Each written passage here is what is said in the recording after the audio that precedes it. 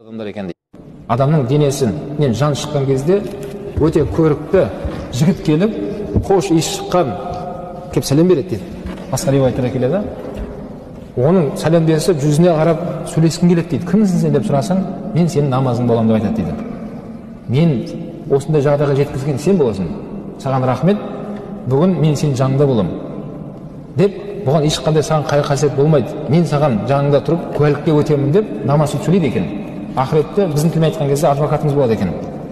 Жаныңызда тұрып, сіздің сөзіңізді сөйлеп, қуаттап, куәлікке өтеді дейді. Екінші бір адам бар, Құдай сақтасын, жаны үзілген кезде қараса, сондай қара түрі өте қорқынышты, аянышты, өте жағымсыз иіс шыққан бір жігіт келіп сәлем береді дейді. Сен мені соттасам деп айтады екен. Алланың алдында мен шағымданамын. Мені осындай деңгейге жеткізгенің үшін деп, намаз Құдай сақтасын, пайғамбар алейхиссалам айтқандай ләк ау алейк деген.